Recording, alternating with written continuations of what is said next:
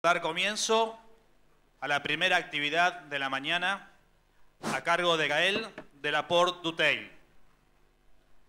El tema de su presentación: planificación estratégica, planificar para el éxito hacia un modelo de marketing integrador. Gael de la Porte Theil es fundador y presidente de Interface Tourist Group, una de las principales redes de agencias de marketing turístico de Europa. Fue vicepresidente del nivel francés de la Asociación Nacional de Resort de Esquí y presidente de la Asociación Nacional de Residencias de Turismo. Fue presidente y CEO de Jet Tour, vicepresidente de la Federación Internacional de Tour Operadores. Participó en la creación de Maison de la France, Oficina Nacional de Turismo de Francia, siendo presidente y CEO. Fue director general del grupo Pierre en Vacances. Los dejo con Gael de la Porte Theil.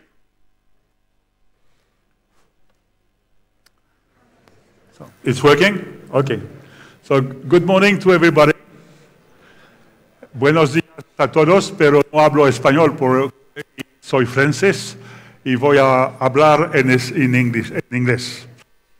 Bonjour à tous, puisque je parle français et je suis donc français. Je vais donc vous parler du... I will start to speak about the integrated... I will take the... Maybe to start, I will give you some information about the global tourism, because if we look at tourism in the past years, we see that the evolution is extremely big, and I think everybody has to come to have this same view about this evolution of tourism. I don't know if it's working, but yes. So you see, first of all, that if we look on the past years, well, I started in 1900, the evolution of tourism is extremely high. By the way, maybe you don't know, but last year in 2012, for the first year ever, we have had more than 1 billion international tourists on the earth. And if you see afterwards what is the provision for the next years, and till 2030, these provisions were made by the UNWTO, and we will come in about 18 years, sorry, about 1.8 billion tourists. And what is interesting is this means that at that period we will have about 8.5 billion inhabitants on the earth, and about 20 persons, more than 20% of this total population will be traveling every year internationally. If you add the fact that usually we consider that when you have one international tourist, in the local tourism you have about 5 times more. This means that already altogether, international and local tourism, we have already more than 6 billion tourists on the earth. This is something very important because as far as the GDP is concerned, the global tourism is over 8% of the global GDP for the world. So it shows that nowadays, tourism is no longer artisanal. It's not artisanal things. It's become an industry. And unfortunately, in many countries, even in France, where we are supposed to be the #1 with 80 million international tourists every year, it's still partly artisanal. This means that we have a lot of work to do in order to be really professional, industrial people really working as an industry. And this is something which is unfortunately missing in many countries.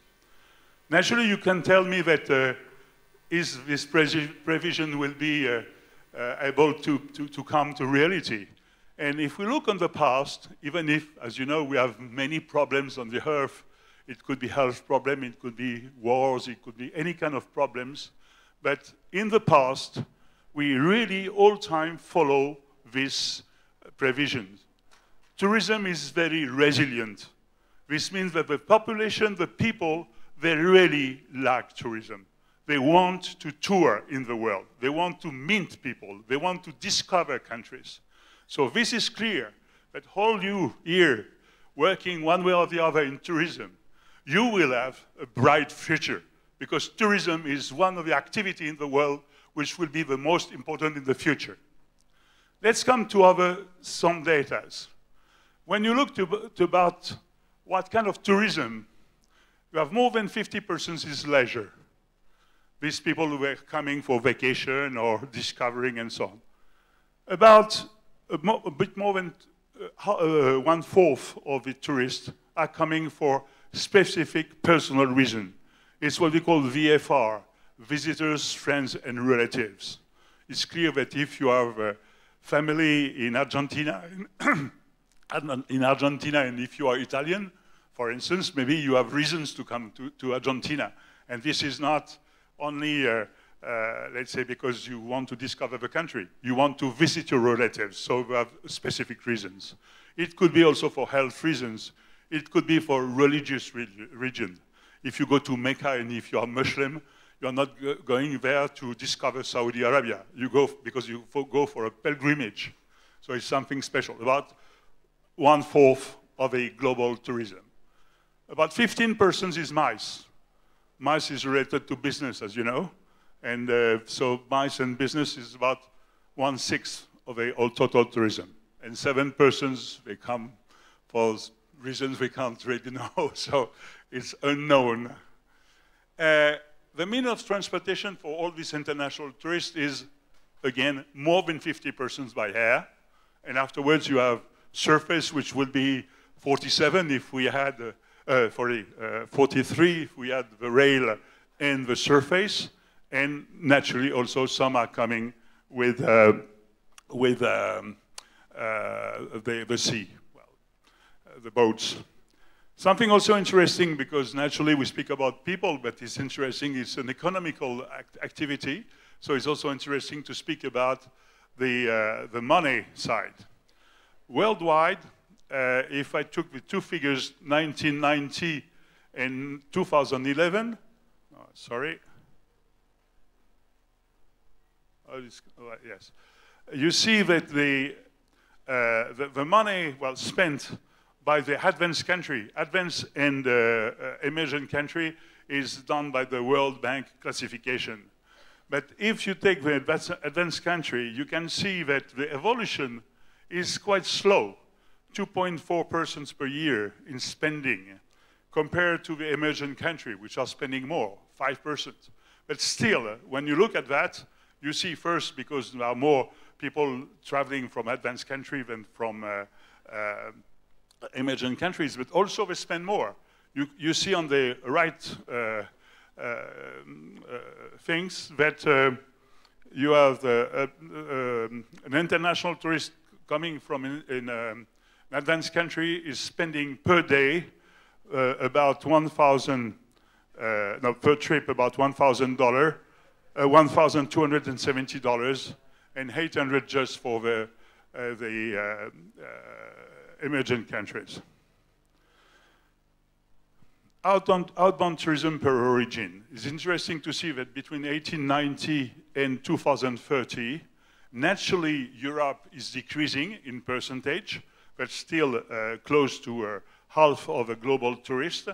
But you see that some countries, Asia Pacific for instance, which were in 1980 after America, will become bigger in 2030.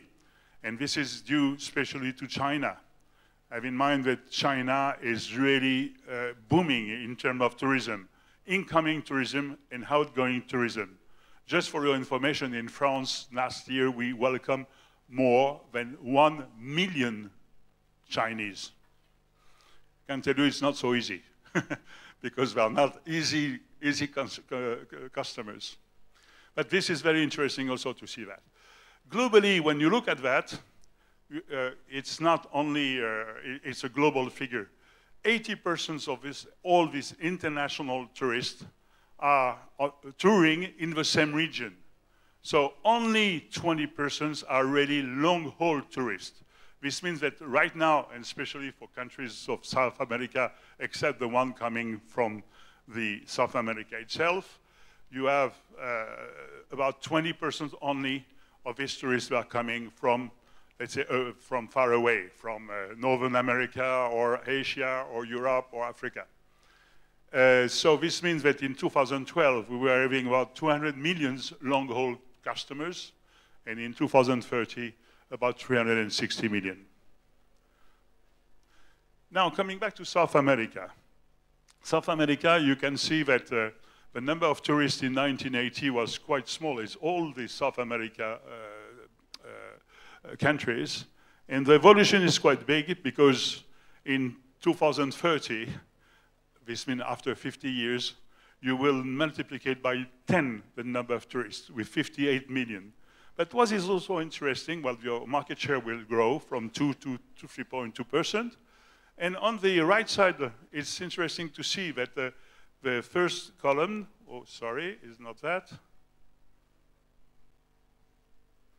The first column here, well, I don't see how this works. Anyway, it shows the percentage per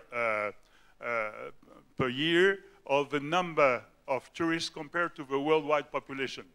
And on the right side is the same for South America. And you see that you were about similar in 1980, and in 2030, you will have less number of tourists coming in your global area than the number of population of this area. It shows that you have maybe possibilities to grow more in the next couple of years. Also, your market share in terms of money is smaller than the market shares in terms of numbers. In 2010, you are having 2.5 in market shares in numbers and only 2.2 in terms of market shares, which is still $20.1 billion. So, if I globalize a bit all what we have said last few minutes, we see that really the globalization, the world globalization is true also for tourism. Maybe I will say more true or truer than the other sectors and coming sooner. If you see right now, I may say that all the countries in the world, which means about 200, they are looking for tourists. And if we just see a couple of years ago, I used to say that 40 years ago, in 1970, around, you were having about 40 countries welcoming tourists and 40 countries sending tourists abroad. Now you have 200 sending tourists and 200 welcoming tourists. So it's really a worldwide activity. And this is very important. The second thing is also that the number of activities, I don't know how it works, well, okay. The products have changed totally. Now, you know, we were calling that in the 50s, 60s, 70s, heliotropism. A lot of tourists, they were just looking to go in a place where we could bask in the sun, going to the sea, having palmiers and that's all. Nowadays, it's totally different. You have many types of tourists, many types of products. Every type of, not every type, but a lot of persons are having now new type of requests. And so the industrial, the tourist sectors is producing many more type of products in order to suit the potential customers. And naturally, something which is extremely important for us, the technology has changed so much that naturally all the way we were having before is changing totally. And now, I would say now, it's a new world. And it changed totally the organization and the structure of a tourism organization we were having before. And this is something important. So the consumer has evolved very much. His behavior is totally changed. And our job is naturally to adapt our work to the new mentality, and it's clear that we can't do everything. It's impossible. We can't do everything. We can't go everywhere when we promote a country, when we promote a region, a city. We have to select. You have to make choices, and this is something which is absolutely necessary. You can't do everything everywhere. It's finished, except if you were naturally extremely rich. Few countries can do it. Maybe some rich country from the Gulf, like Qatar, could do that, but it's an exception. Most of the countries have to be selective. They have to do their own business. They have to look to what they have to do to have the biggest profit out of tourism. Second problem also, since you are obliged to look for the requirement of the clients, the marketing has totally changed. A couple of years ago, we were mostly what we were having in our country. It was the marketing of the offer. You were having some specific things interesting, so you were promoting what you have done, what you have constructed, your hotels, your attractions, and so on. Now it's totally different. The marketing is the marketing of a demand. What do you want, you customers? Can we produce something suiting you? So if you don't do that, you are investing in things which are maybe not interesting the customers. And the customers are changing totally. I will give you a small example about that. Because unfortunately, in all the countries, we are making this mistake quite often, thinking that what we have in our country will find clients.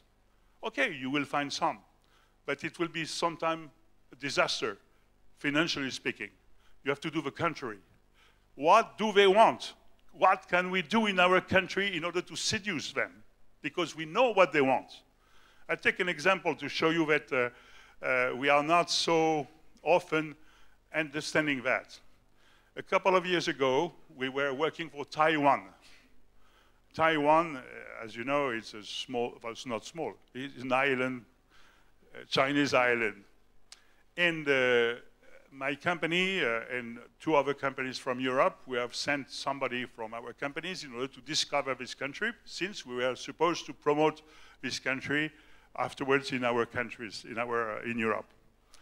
And when we went there for about 10 days to visit the country, the organizers, Taiwanese, they put us during 2 days, 2.5 days, in an attraction park, a kind of Disney World locally.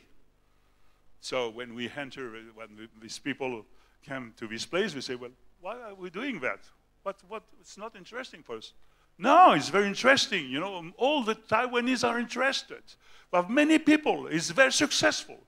I say, yes, but we don't make 13 hours trip to go and see something. We have the same in our countries.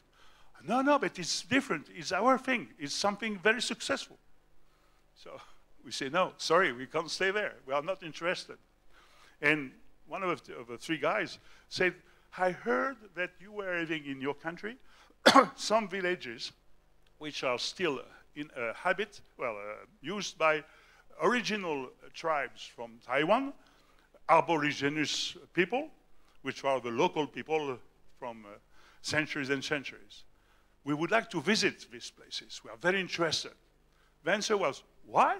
You are interested by these people? They are not interesting at all. You know, they are beggars. We don't want you to visit them. Say, well, sorry, it's what we want because it's something interesting for us. What is the origin of your country? What are these people? And so on. So you see the difference. They were selling what they have produced, and we want to visit something which is interesting us. But we were not on the same telephone, you know? So we have to explain that, why we were coming, why our clients were coming to their country to visit something interesting them. And this is something, well, naturally is an example. There are so many examples like that. And I can tell you, all of us will make this mistake. So we have to be very careful. Marketing is marketing of a demand, not marketing of the offer.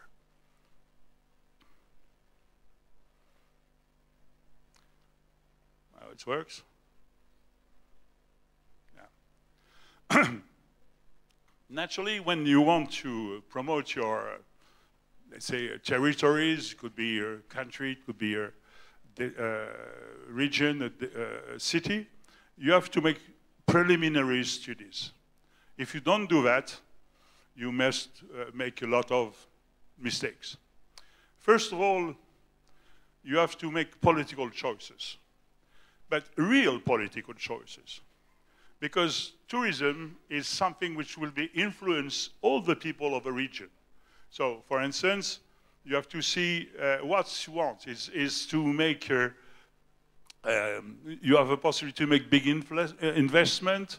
You want to you have to think about the education. Just to give an example, in Tunisia, they did in the southern part of Tunisia big development of hotels. They just forgot to make a training camps for staff. So they were having new hotels, no staff. So it's something which is unfortunately also inadapted. So we have to really make the politician and all the stakeholders to make things which are globally integrated. A policy means everything. You have to shoot new roads, you have to make new things and so on if you are developing an area.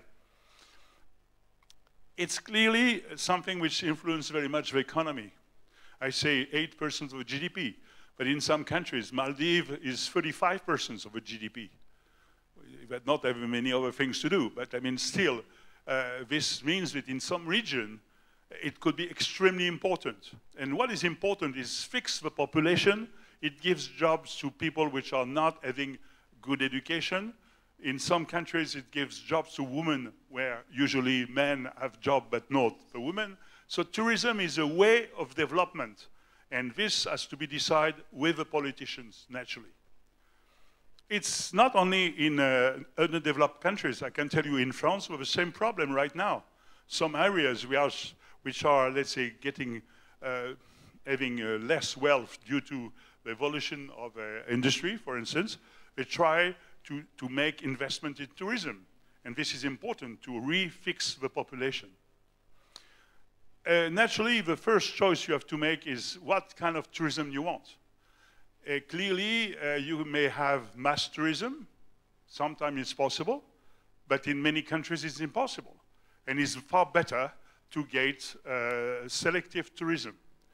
Also, a mistake which is not, if possible, not to be done, is to consider that the way to calculate the success of tourism is the number of tourists. Number of tourists, it's an indicator, is interesting, but the money the tourists are giving is far better. And sometimes it's better to choose a selective type of tourism with less tourists, with more money. But naturally, you have to adapt to the product, the hotels, and everything. But it's a choice, and this choice has to be made. And sometimes, if the choice is not made the right way, you may have very, very big problems. Also, the DNA, the image, the global image of tourism is very important. And sometimes, in some countries, I will give you an example, the DNA you could focus on and afterwards spread out for a country may be a very interesting way to promote the country. I'm right now discussing with a country which has a terrible problem of image. It's Libya. It's not so easy for them. But I've been to Libya years ago. It's an incredible country in terms of scenery, in terms of many things, and culture. And it will be really, in the future, it's sure that they will have a future in tourism. Not now, for sure also. But it's possible already to start with PR, to make them become better in image, if naturally, politically, they also are more secure. And like that, tourism is a way to give them the possibility to increase better their image. So tourism is a good way also for politicians to give better image to their territory.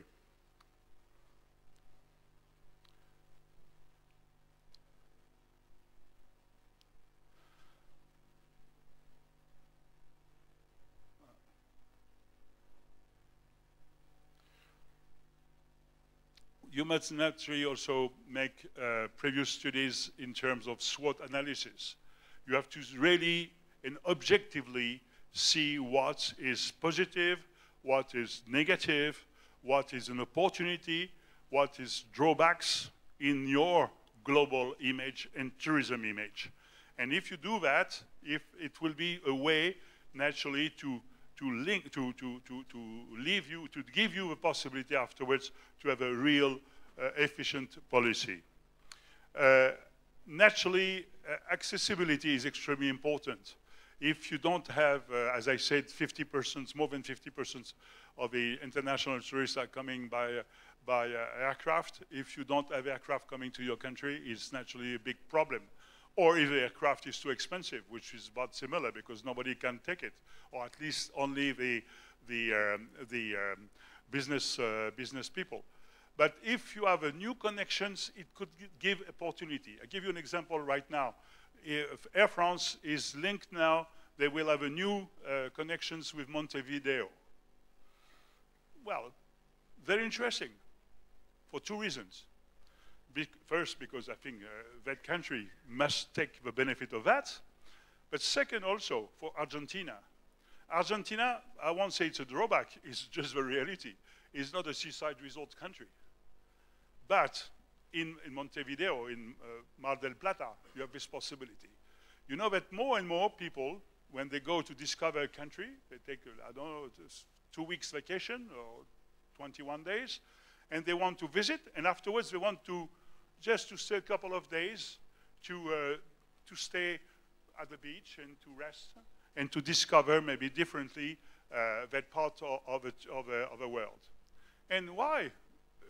For an international tourist, well, Argentina and your neighbor, well, you are so close that why not to make some programs or some tour operators link these two countries, making the Air France flight, if they are French, coming to Buenos Aires, and afterwards they will leave to go back to France through Montevideo direct. Why not? It's maybe a good opportunity. So each new route of transport could give some new possibilities, and this is something you have to naturally to analysis. Naturally the investment, and also naturally also look to what the other international markets are in order to say if you have some things about similar, and you take the example, you make an analysis of what they can do, they have done, and why you can adapt it for your own country. So knowledge of outbound markets in order to really see what's possible to be done according to what their success.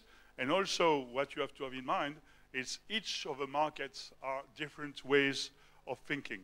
Even in Europe, if you're working with Spain, UK, and Scandinavia, maybe it won't be the same product which will be interesting this type of people, even if it's all of them from Europe, because each of these different people have different requests, different way to be seduced, and so you have to adapt all your communication to each of the targets. Also, something interesting is naturally to have the information about the other markets. I make this slide just to give you an example and my personal view. Well, naturally, I don't know everything about South America, but I make because I think it's interesting to see. I took for France, which is a country I know better than the others. On the left side, you have the South American countries. The French, in 2011, they have sent around 600,000 customers to South America. In the meantime, they sent about 2.2 million in Asia. Personally, I think these two figures explain a lot of things. There's no reason. I don't say that you have to have the same number than Asia. I just say that this difference of numbers is too big. Because when I see that Brazil, which is the biggest for South America, is just over 200,000, I can't understand. It's a country which is extremely attractive, very well known for many reasons, and you have only 200,000 French coming there. Something doesn't work. I don't know what it is, but I mean, it has to be studied because you can't have that. So globally, I think you have not to take that figures as something negative, but something positive.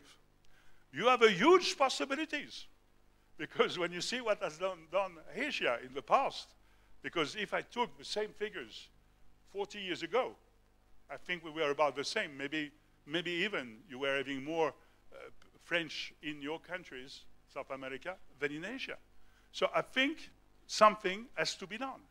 And we have to think, we have to study the reasons. Naturally, you can tell me immediately that South America are not having a lot of, let's say, seaside destination.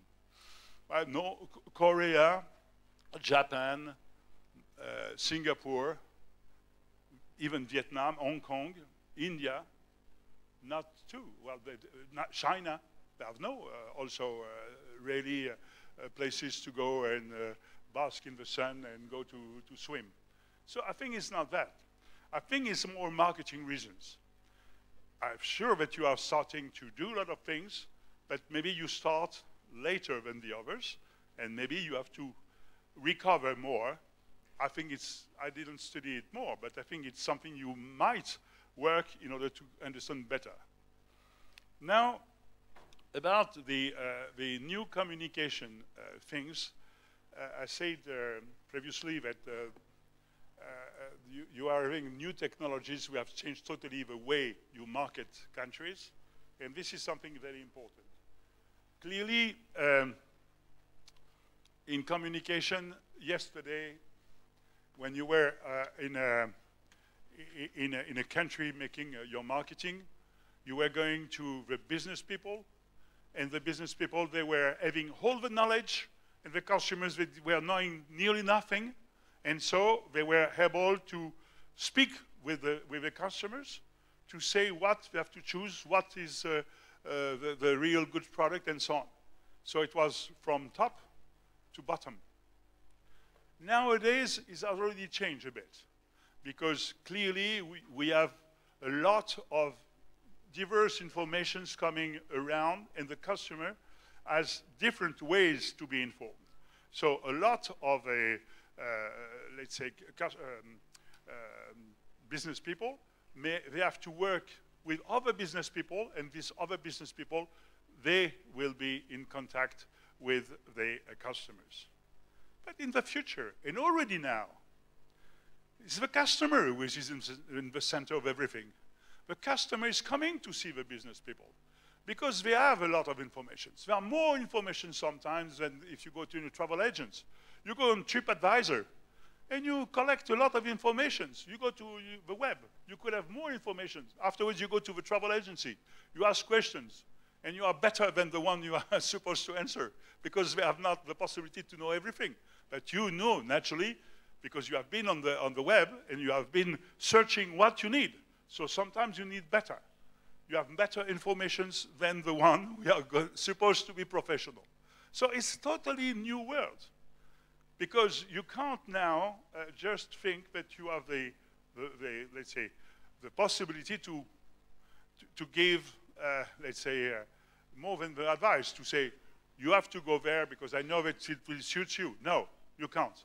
So you have to be really in a position now to be more, let's say, looking when you are a professional travel agency, DMC or whatever, to be more, let's say, able to find the details that they couldn't find by themselves, which is quite difficult. And it's also the reason why the travel agencies business, at least in Europe, is decreasing a lot. Naturally, as far as the media are concerned, as you know, there are many change. Naturally, you have traditional medias, but you have also all the social medias. And the social medias, every couple of months, you have new ways to communicate. By the way, social medias and internet give many possibilities, sharing between customers. sharing between customers. This is very important. By the way, we are inventing what was existing years ago, word of mouth. So it's not the word of mouth now, it's the word of mouth technologically. So now these people may have information from many, many people, and they could naturally be influenced by these people. The forums, the bloggers, which is something they are very much followed because they are supposed not to have personal interest. This means also that it decredibilizes the normal advertising. So you have a change, total change of things. And if you don't adapt your marketing, you will be lost. I say the bloggers, which are supposed to be independent, and so on. So, by the way, we say that now the consumers are no longer consumers. They are consume actors. This means that they are also the one who are consuming and acting to produce their own vacation. So it's totally different. And if we don't adapt, we just, I can tell you, right now in Europe, many big tour operators, for instance, they're just bankrupt because it's finished. They have not made the right choice in the right time. And you have new tour operators. You have new persons. For instance, you have people now, they are going like, you know, it was quite well known years ago when you go to a family and they invite some friends, and somebody comes because he has an experience in a country or somewhere like that. In a dinner, they could speak about the destination. It's another way to sell trips, actually high-level trips. But I mean, you have many, many, many things. Vente privée, you know, the private sales. You are members of a club, and you are having restriction. You can't enter, and you have specific type of proposal, which are usually more interested in terms of price, but also more selective. So it's totally different, and it's changing all the time.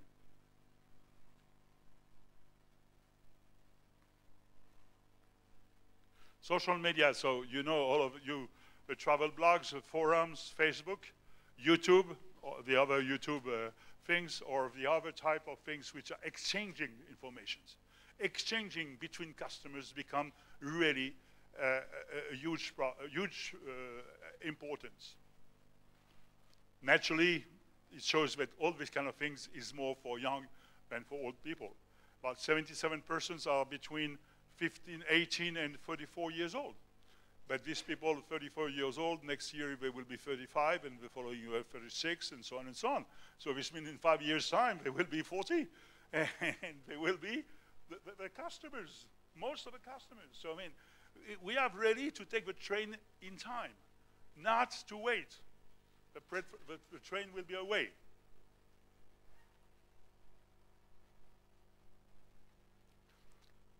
They also say in time of a PR, you know, we say PR, let's say it's usually relation with media, press relation. It's no longer that. It's relation with publics now. And for instance, speaking through the press and so on, you can't say just, I'm very nice, my country is very nice, I have many very nice hotels and so on. No, now it's storytelling. You have to really speak with the customers of experiences, to speak about something that will touch his heart, and not just to say, we are good and the price is not expensive. It's not enough. So, the tourism office or the representative of tourism office has to be really in the center of many, many people. Naturally, about the institution, the MICE institution, leisure institution, professional association, the government in a way, the private sectors, DMC, hotels, attractions, and so on, carriers, airlines, and he has to manage to coordinate all this, because all these stakeholders are having part of a decision, or they have all influencing. So all of them, they have to be considered. You can't work without all that.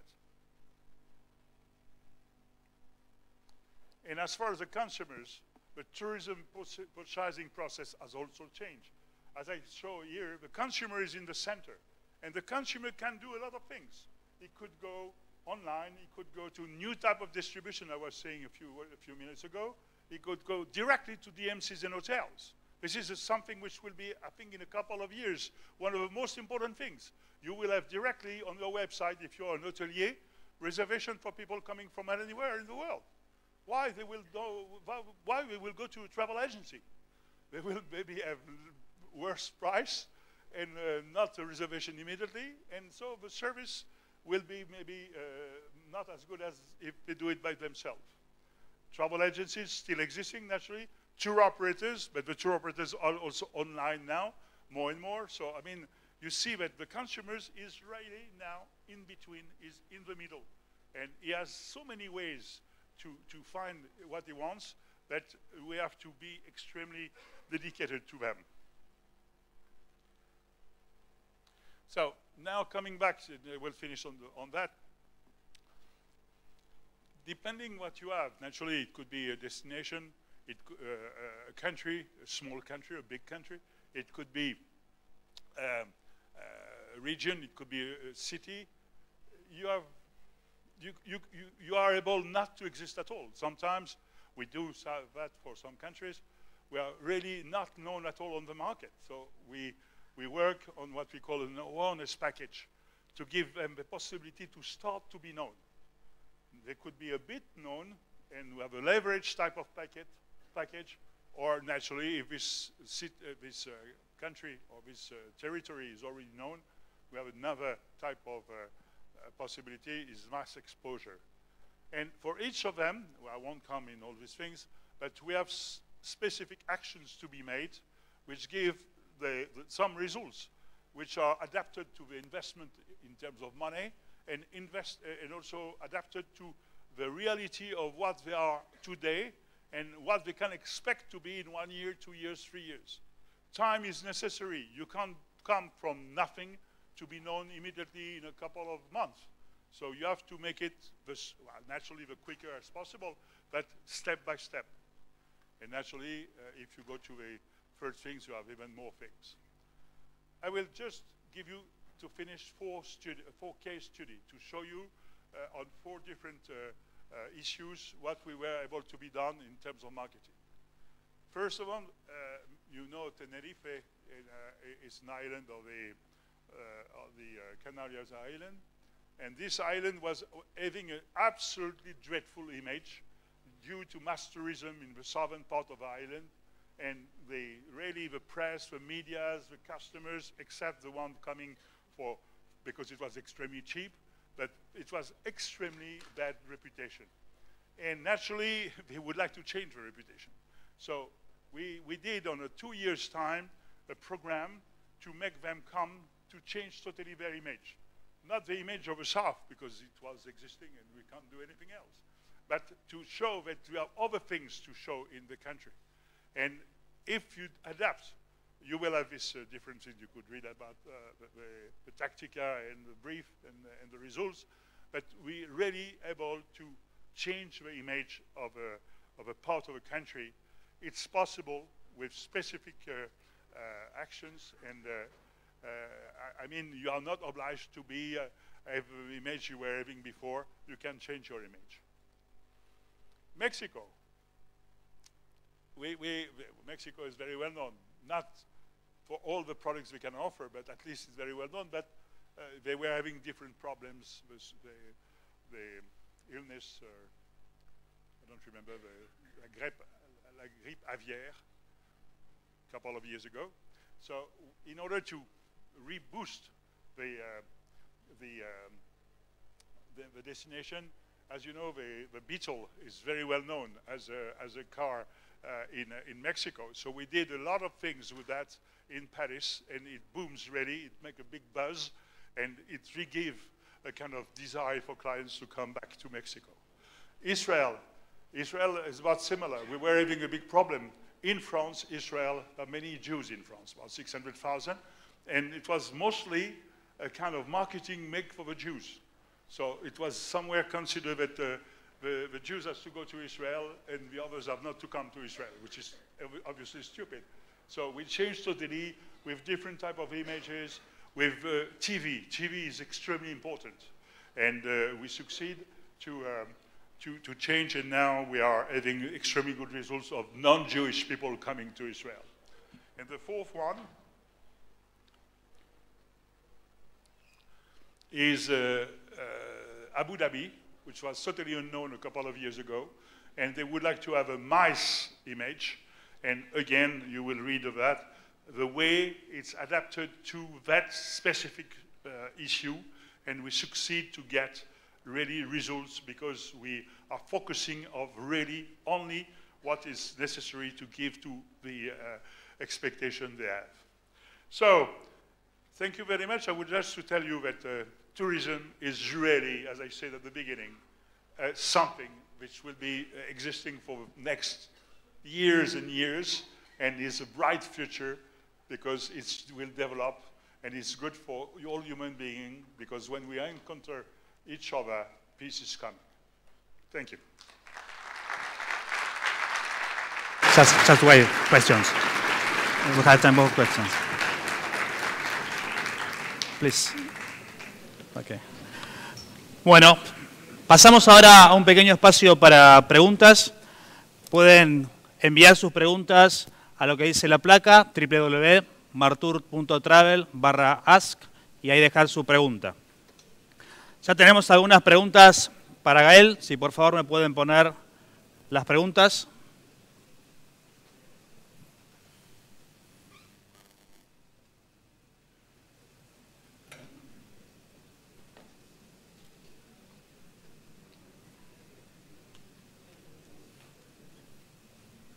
No question. Yeah, just a minute. Just a minute, please.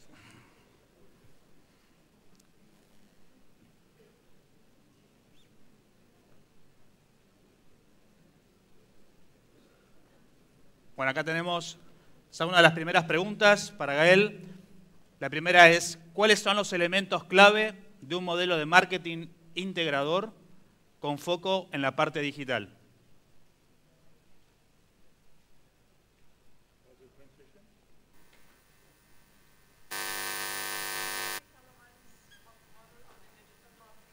I don't hear you. What are the elements of the model for a digital marketing strategy? A digital marketing strategy. Do you understand?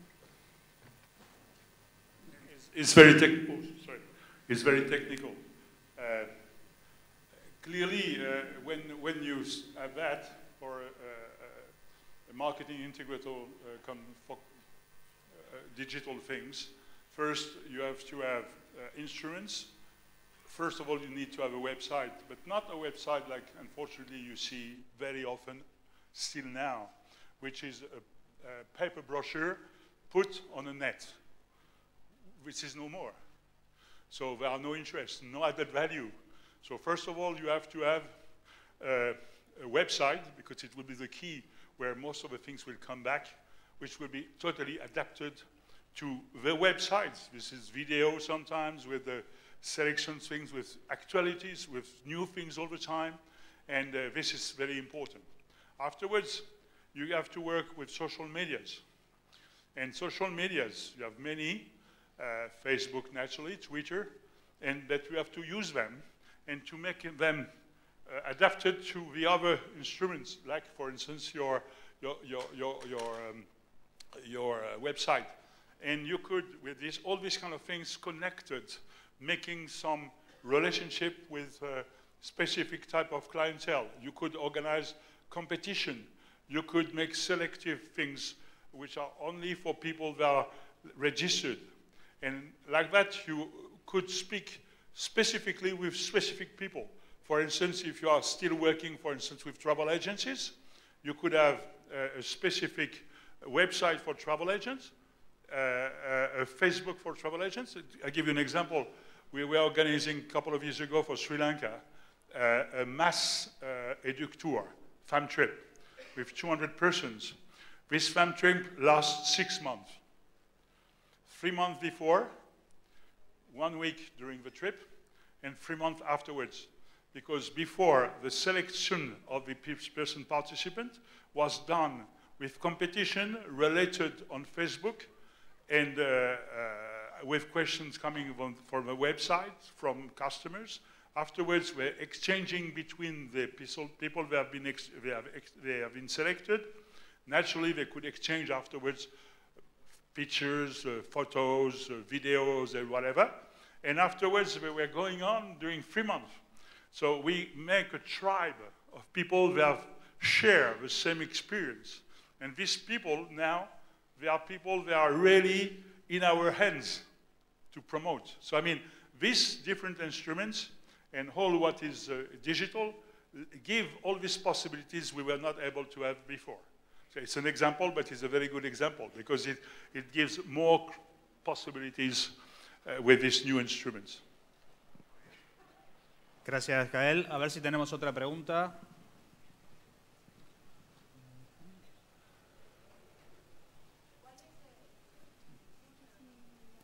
Which one? La segunda pregunta acá que nos envían es ¿cuáles son los errores más importantes que se cometen en la planificación para el éxito? Yes. I don't think we can make the list. We will stay about a week to speak about all the mistakes. No, I mean, it's... I will say that we all the time, I say me the first, we do a lot of mistakes because it's a new business, you know. And what is something very important? Tourism is something, when you buy, I don't know, a washing machine, well, it's a washing machine. It's supposed to wash different things. You buy it, you know how it is, you have a list of the different ingredients and so on. Tourism, the customers is part of the product. If you are going on a couple and if you are having problems together, you won't see the destination the same way, but if you are in love. So the product is changing depending the humor of the customer. I don't speak about the climate. I don't speak about the strike. I don't speak about the delay of the flights and so on. So, I mean, we have to take that. So it's extremely complex. So we have to be very humility, you know. And the mistakes we do very often is because we think we have ideas in our head and we don't think about the customer. The customer, have in mind that also is very often a bit stressed because he doesn't know. And all of us, it could be hoteliers, it could be guides, it could be tour operators, it could be marketing people and so on. We have too much the fact that we think that we are right and the people has to come to us and to be like that. No, all the customers are different. So we have to be more and more, let's say, flexible to the clients. So the list of what the mistakes, with no possibilities to recap. Many, many, many, many. Muy bien. Yes, I just say, sometimes I have a mistake which is in advertising. I was working for Australia, and Australia made a campaign in all the countries, and they were making a joke in English, well, I may say in Australian English. And naturally, it was not understood anywhere in the world except in their country. So this kind of things, you know, it's happening quite often. But I have also another one. Once I worked for Kenya. The Kenyans called me on the 1st of August, you know, in France, and it's our vacation. And he said, well, I had a very, very good opportunity to make a campaign in the metro in Paris for nothing, 15,000 euros during 1 week. I said, in which dates? Between the 8th to the 15th of August. I said, yes, very interesting. We have no customers. Everybody's on vacation, and the only people you have is foreigners. So they could give it to you because obviously, since they have no persons that are buying any publicity, so they give it for nearly nothing. So this is the kind of things attracted by the price, which doesn't mean anything, because finally we don't have any results. So there are plenty of things like that. And all of us, we make mistakes. We have to be very, very cautious about what we do.